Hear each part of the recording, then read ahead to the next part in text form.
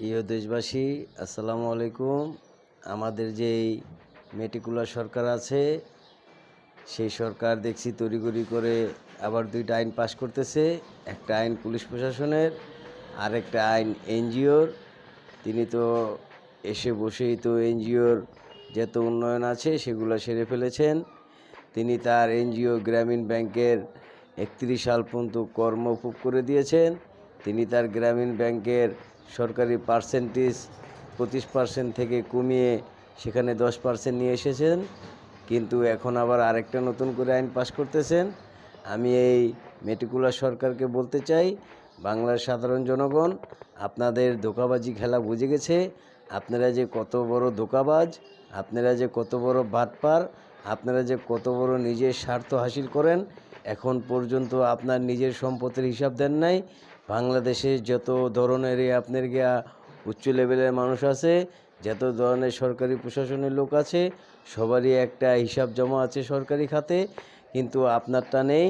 আপনি এখন দেশের প্রধান উপদেষ্টা হয়ে বসে আছেন। আপনার সম্পদের হিসাবগুলো বাংলার জনগণ জানতে চায়। আপনি কত টাকা নিয়ে ক্ষমতায় এসেছেন, আর এখন আপনার বর্তমানে 15-16 মাসে কত টাকা হয়েছে, এই হিসাবটা প্রত্যেকটা উপদেষ্টার হিসাব দিতে হবে যে আপনাদের কত করে টাকা আপনারা নিয়ে উপদেষ্টায় যোগ দিয়েছেন, আর আপনাদের এখনকার অর্থের পরিমাণ কত হয়েছে। আমাদের সাধারণ মানুষের টাকা আপনারা এসেছেন খালি লুটেপুটে বসে খাবার জন্য। আপনারা লুটতরাজ সরকার। আপনারা কি বলবো, আর আপনারা যে মেটিকুলার সরকার যে ডিজাইন করে এসেছেন, আপনার যে বাটপারি, সেই বাটপারি বাংলার জনগণ বুঝে গেছে। আপনাদের বিচার এই বাংলার মাটিতেই একদিন করা হবে।